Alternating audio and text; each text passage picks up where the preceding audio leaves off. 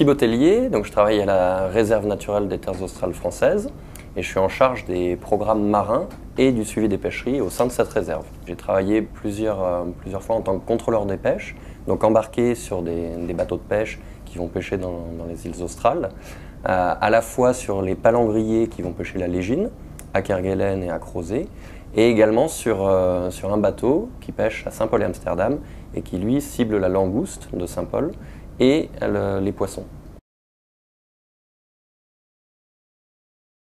En fait, il y a deux espèces de légine.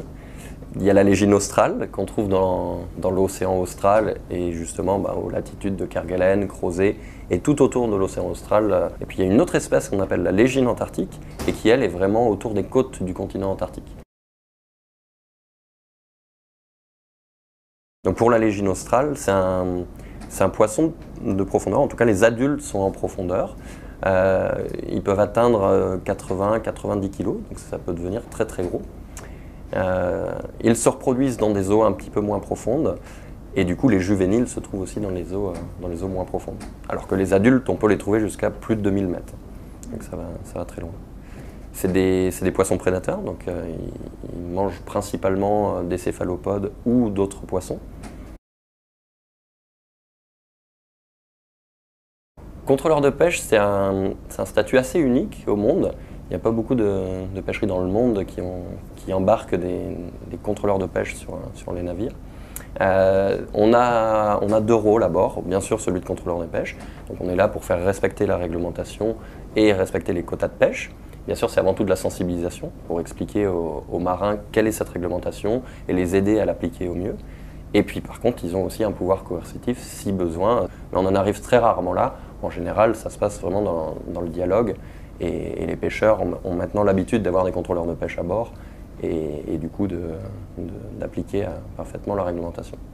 Donc ça, c'est la partie contrôle du contrôleur de pêche, mais 90% de son temps de travail, c'est avant tout de mettre en œuvre des protocoles et des tâches scientifiques à bord. Donc ça concerne bien sûr tout ce qui est capture de poissons, donc de l'échantillonnage, des mesures, et puis mettre en œuvre des protocoles de marquage-recapture, principalement sur la légine. Ça, c'est un outil qui nous permet de mieux évaluer les populations de légine et du coup de mieux les pêcher, de pouvoir établir des quotas de pêche qui soient en cohérence avec l'état de la ressource. Alors le marquage-recapture, c'est tout simplement mettre une petite marque, un tag, sur certains poissons, puis les remettre à l'eau. Et ils vont se rediluer dans la population et ils seront repêchés ou pas, mais certains sont repêchés et ça peut être 6 mois après ou 10 ans après. Et grâce à ça, on va suivre la croissance du poisson, son déplacement et puis estimer la taille de la population. Puisqu'on ne peut pas facilement aller sous l'eau ni aller échantillonner sous l'eau, donc du coup on utilise des modèles mathématiques sur la base de ce marquage recapture qui nous permettent de faire une estimation de la population. L'an dernier, par exemple, on a fait une campagne poker qui consiste à échantillonner 200 à 220 stations autour du plateau de Kerguelen. On ne le fait pas à Crozet, on le fait uniquement à Kerguelen. Et ça nous permet, du coup, par extrapolation des captures sur ces stations, d'essayer, encore une fois, d'estimer la population totale. Voilà, donc c'est un ensemble de jeux de données qui nous viennent des bateaux de pêche ou qui nous viennent des campagnes halieutiques, qui vont nous permettre d'évaluer au mieux nos populations exploitées.